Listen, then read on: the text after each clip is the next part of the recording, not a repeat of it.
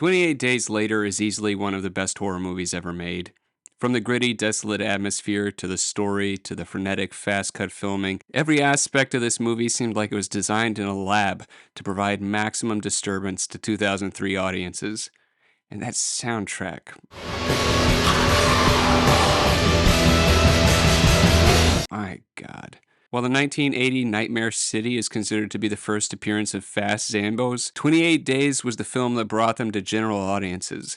And the combined result was sack-shriveling terror. The creative collaboration of just two guys, Danny Boyle as director and Alex Garland as writer, this film forever altered the trajectory of the genre, not to mention the emotional and psychological landscape of my entire generation. This was my old Yeller. What I'm trying to say is that this movie was good, like really good. It is, to my mind, the gold standard of horror movies. The film that separates the boys from the men, the wheat from the chaff. When Evil Lurks, Talk to Me, Late Night with the Devil, Hereditary, all of these are fine films, but are they 28 Days Later good? Don't kid yourself. Very few horror films have the ability to stick with you the way this one does. In fact, off the top of my head, I can think of only one.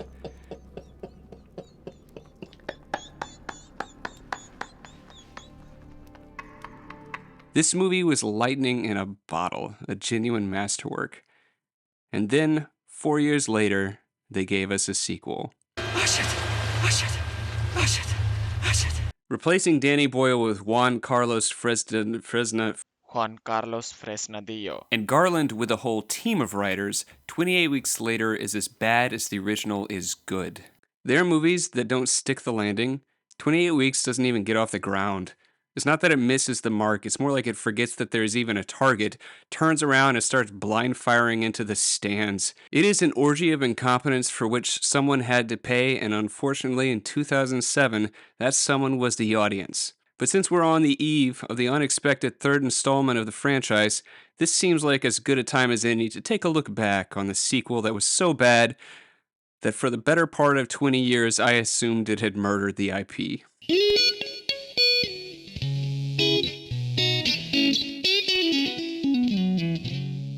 Our story begins with Don and his wife Alice, who are hiding in a house with a small group of other survivors. The tone here is pretty weird. Not in any way that's surreal or disconcerting like in the original. It's more that it's just not at all believable. They're making out in the kitchen, they're oohing and awing about having some wine. People are throwing boomerish comments left and right. This old lady shows up while they're making out and is all like, "Not interrupting, am I?" This guy's going on about the wine. "I get blackberries." These people are acting like they're on a weekend retreat, not like the world is ending, because they know it's not. Don and Alice mention how relieved they are that they sent their children on a school trip, I guess overseas, and so at least they know that they're safe and sound. But there's no reason for them to believe this. In the first film, the revelation that the infection was confined to Britain is like a major plot point. When Jim first wakes up, Selena tells him that before the broadcast stopped, there were reports of infected in New York and Paris. And for the majority of the film, it's just assumed that the infection has wiped out the entire world, that humanity's just done, and that staying alive for another day is the best that can be done. Have you got any plans, Jim? Do you want us to find a cure and save the world, or just fall in love and fuck? Plans are pointless. Selena's entire character arc is about her battling against this despair and learning to have hopes for the future again. The military guys they join up with and are eventually betrayed by believe that they're rebuilding civilization from the ground up, and Jim's motivation to fight them comes after he sees a plane and realizes that there is a world to return to. This hard-won realization is simply assumed here, not because the characters have any diegetic reason to believe it, but because the audience already knows it. But even if you didn't think that the world was over, you'd expect that seeing all of your neighbors be brutally murdered or turned into bloodthirsty animals ought to pump the brakes on this kind of shit. Two of the survivors decide to have a totally contrived argument over whether or not this girl's boyfriend is dead, and it is very normal and organic. She makes some offhand remark about saving some food for when he comes back, and all the other people exchange these knowing glances before this guy just starts screaming at her their boyfriend's dead or he's a zombie. If he's still breathing, which I doubt, it won't be the pasta he's interested in. Jacob!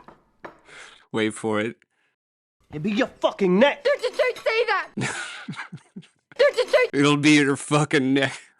Yeah, that's how people talk. Did I mention that 4 different people worked on this script? Don't This painful stupidity is interrupted by a banging on the door. Somehow, despite all the windows being boarded up, a child is fixated on this exact house and is totally committed, despite the fact that he has no idea if anyone is here and he's just begging to get eaten. They let the kid in and he just starts shoveling pasta into his mouth with his hands. Just use a spoon, man. You look stupid. This isn't even as effective. So while the kid is talking, the girlfriend walks over to one of the boarded up windows and removes a rag so she can see outside. And it's totally empty when suddenly.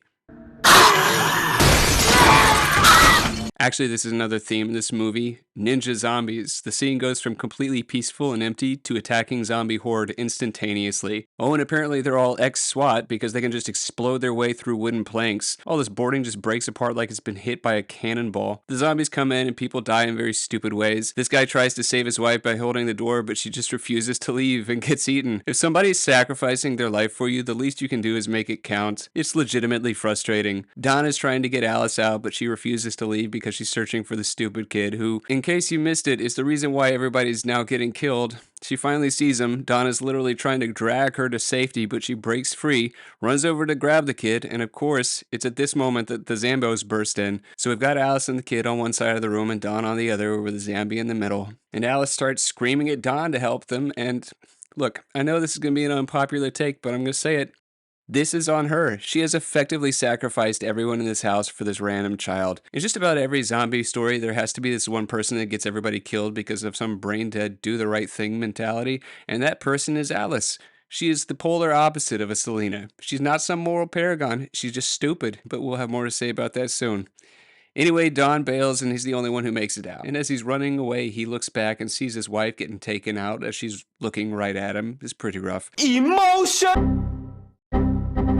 The film then picks up 28 weeks after the outbreak. The infected have all starved off, and a small island outside of London has been reclaimed by US-led NATO forces. The military is slowly moving people back into the city to repopulate it, and among one of the groups of arrivals are Don's children, Tammy and Andy.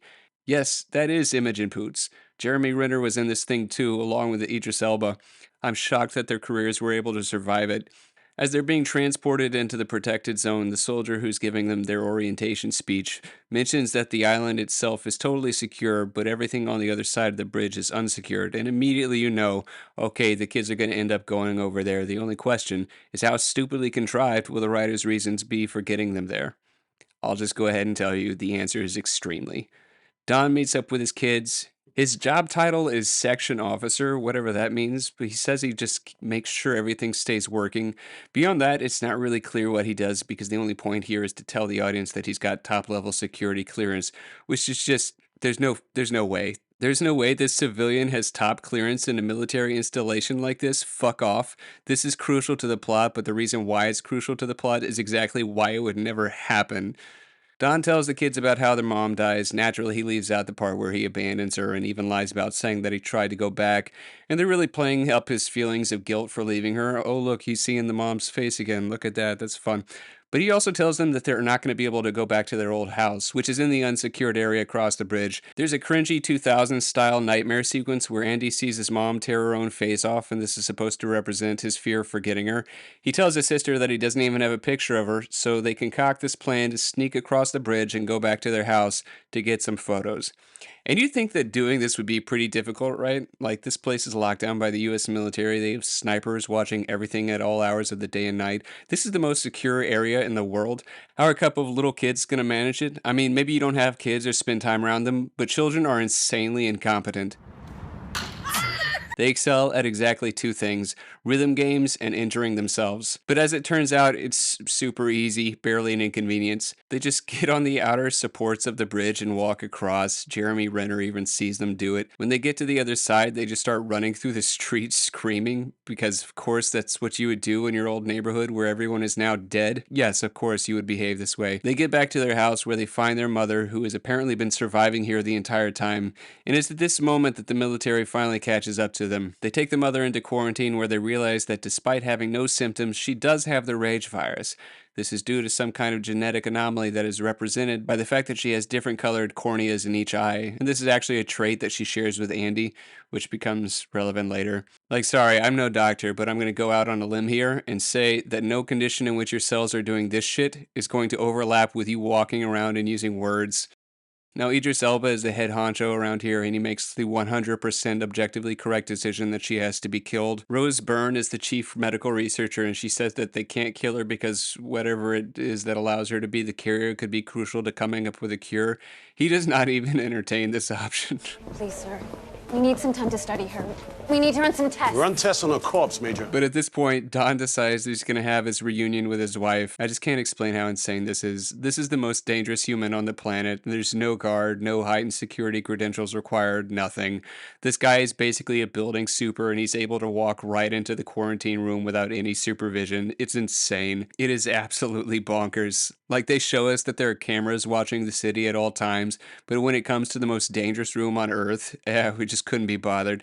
This is supposed to be happening around the same time when the doctor is discovering that she's infected, so there's a little bit of plausibility that they just haven't recognized the threat, but still, this is crazy. Anyway, Full Monty just happens to be alone with his infected wife, and he starts to apologize to her for abandoning her during the attack, and this part is weird.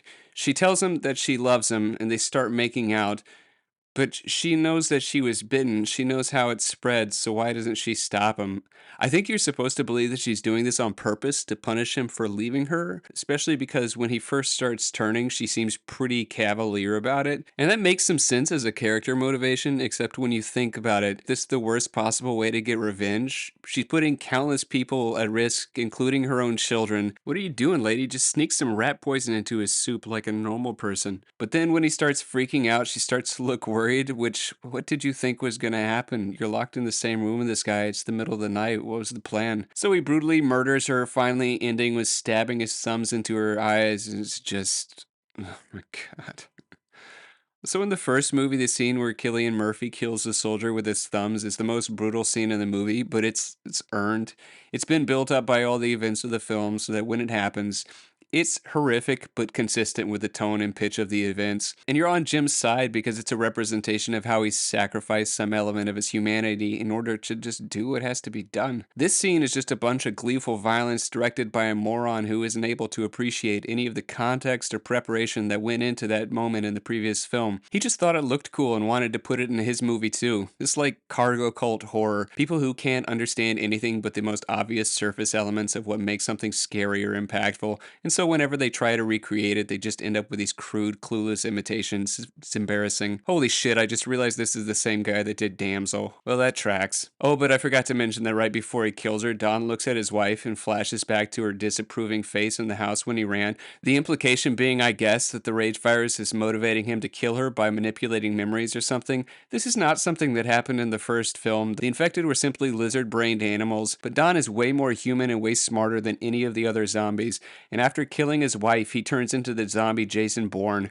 Not only does he somehow manage to get out of this room that probably requires an understanding of how to use a keycard, he then manages to take down several trained and armed soldiers, and from this moment forward, he basically behaves as the movie's antagonist. He is stalking his children, he's strategically infecting people and attacking from the shadows. He does not behave like any other zombie, and honestly, it just ruins the movie. It's completely at odds with the whole idea of these zombies as just being mindless rage machines, and there's no explanation given at all. Sometimes he'll just pop up for a jump scare and then disappear like Batman seconds later. Whatever. At this point, the movie transitions into big and loud mode. The military tries to quarantine off people in basements and parking garages. The doctor's trying to get Andy out because he has the same condition as his mother with the different colored eyes, and she thinks this might mean that he is also immune and can be used to develop a cure. But they get separated, and Andy is basically carried away by the crowd until he ends up in a sub-basement where the military have just locked up everybody until they can get the situation under control. Andy sits down to one of the doors, and minutes later someone starts banging on that door. Yep, it's the dad, and suddenly he's just able to open it. It just miraculously goes from being locked to unlocked. As soon as the dad is in, he starts infecting people and the whole situation goes tits up. Andy's like climbing on people's shoulders somehow, and he manages to escape into a ventilation shaft while his dad is surveying the carnage like he's proud of his work. The infected break out of the basement and make their way to the streets, and it just turns into chaos with the military deciding that they're just going to kill everything and everyone. So the rooftop snipers just start gunning down everything that moves. Oh man, this is FUBAR! Okay, thanks for your contribution, buddy. Miraculously, Andy gets hooked up with the medical officer and his sister, and Hawkeye joins them. Like they all just happen to wind up in the same little warehouse. There's no effort to make it make sense. Medical officer tells Hawkeye that they've got to get Andy out so they can study his blood, and together they set off to get out of the city. Hawkeye's buddy calls him to tell him that the military is going to firebomb the entire area, and he's got like 4 minutes to make it out, and that he'll pick him up at the fairground outside the city. But immediately after the call, they get pinned down by a sniper. Hawkeye tells this one guy that it needs to run out into the line of fire, and the guy's like, "You're trying to use me as bait." And Hawkeye says, "No, I'm going to use him to draw his fire, but he'll miss, and he'll give away his position, and I'll shoot him, and I won't miss. That's bait. That's what we call bait, bro. Fuck." But while they're discussing it, Andy just runs out into the firing line, and it's just a miracle this kid doesn't get mowed down immediately. Hawkeye takes his sweet time setting up the shot, and the other sniper gets off like 30 rounds. It is wild. Andy should be turbo dead right now, but of course it works.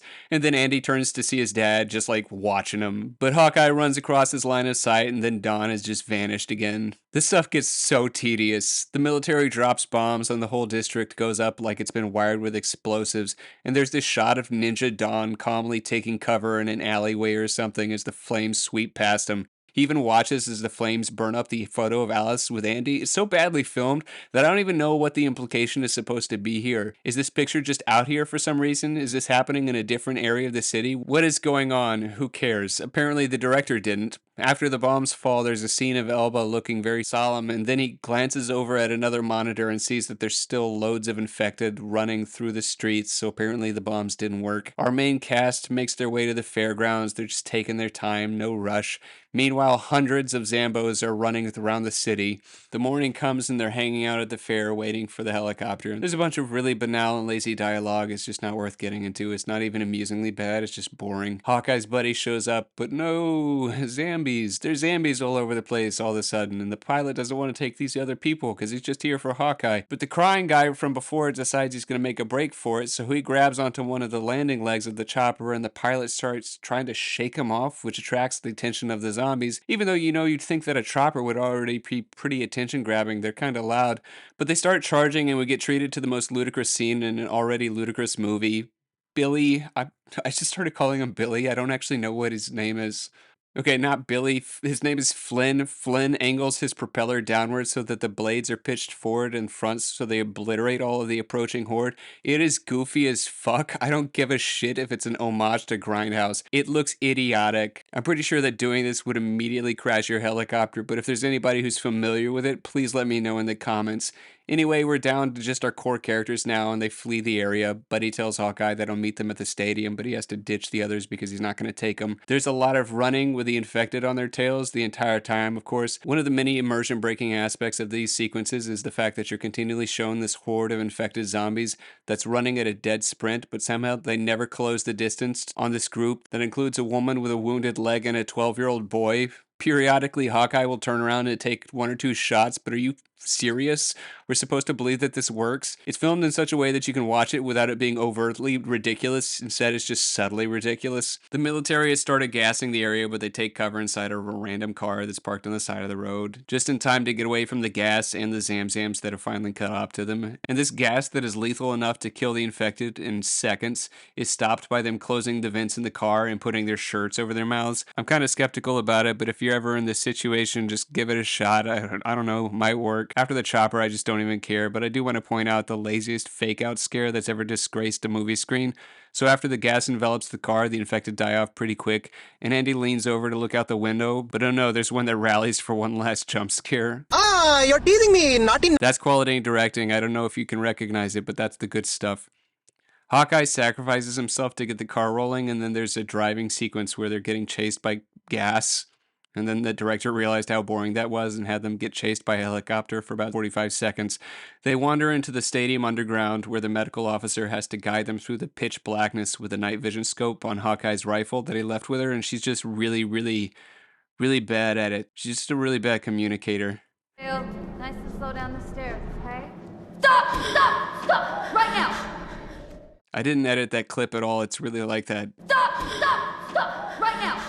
Of course, the kids end up slipping down and she runs after them, loses the boy completely. She finds Tammy, but then she turns around and oh, look who it is. Donna's practically transcended material reality at this point. Not only has he managed to outmaneuver every effort of the military to clear the area, he's been able to track people driving cars at full speed through a city that's being filled with lethal fog. He just sneaks up on her in pitch blackness without making a sound, as if he can see perfectly, and beats her to death with a rifle. But the way it's filmed makes it seem like he's beating her to death with the night vision scope itself. Once again, the director is a kid in a candy shop, just taking things from other films and shoving them into this one with no regard to whether or not they actually work or even make sense. It's just another rancid sprinkle on top of the shit sundae. Don catches up to his son and bites him, but Tammy just guns him down, and based on how it's filmed and the music, you'd think that they want you to feel something at this moment, but all I feel is tired. Anyway, the kid doesn't change because of course he has the same genetic thing as his mom, and they meet Flynn at the helicopter. Even though he was very adamant that he wasn't going to take anybody but Hawkeye, he of course changes his mind and they fly out of the country. The film then skips forward 28 days and we see an abandoned helicopter and hear French voices coming over the radio before the final scene showing the infected taking over Paris. In the first movie, they make this big point of convincing the audience that the infected wouldn't be able to cross large bodies of water or mountain ranges. Just think about it. How could infection cross the oceans? How could it cross the mountains and the rivers? It's simply too violent and fast acting to make use of air travel or any of the other means by which global pandemics normally spread. But someone like Andy is exactly what the virus needs in order to make those geographical leaps, and so the implication is that he has spread the virus to the mainland and it can now ravage most of the world. I just realized that the whole film is bookended with two occasions in which people saving children leads to everybody getting killed, so that's cute. Here's my theory on why this movie is such a dumpster fire. The people who signed off on the sequel didn't understand anything about what made the first one good. I don't even think they understood that it was good. Basically, when they saw 28 Days Later, all they saw was slop because that's all they were looking for. When you're a horror fan, it's a big tent. People come to the genre for a lot of different reasons, and you end up having to share space with people who appreciate really different things about it. And for the most part, everybody tries to play nice and not step on anyone's toes. After all, we all want the genre to be popular and successful, right? But at a certain point, you start to recognize that the things we want tend to work at cross purposes, and some people simply want slop. Now, you can have slop in every genre. It is not specific to horror, but it is my opinion that the slop factor is a lot more pronounced in horror. Rated X. And then some. It even has its own dedicated fan base. You know the type, people for whom movies are just a vehicle for their gore fetish. Historically, there's been a market for this kind of stuff since the grindhouse and counterculture movements of the 1960s. She is his daughter. She is his wife. Crucible of horror. But the Saw series created way too many of these people in the early 2000s, and we've been dealing with them ever since. By the time 28 Weeks Later came out, there had already been 3 wildly successful Saw movies, and the 4th was in production to be released later that year. People forget that there was a period where they were pumping these things out once a year. And to this day, the film has pretty good ratings on most of the review sites because it managed to capture the slop fan vote. Many of the positive reviews from critics specifically talk about the gore as a selling point, as if this is all it takes to satisfy some people, and I guess that for a certain crowd it is. But for me, it was always just such a disappointment the way that the sequel to a genuinely good movie got turned into genre slop. Now, with the 3rd installment set for release next summer and the original visionaries taking the reins once again, there's some hope for the final entry to turn things around. We'll see if Boyle and Garland still have a little bit of magic left up their sleeves. If the trailer is anything to go by, they just might. But I'm going to be careful with my optimism for the moment. If there's anything that we ought to have learned in recent years, it's that bringing back the original creatives to a long-delayed sequel does not necessarily guarantee its quality. Okay, bye.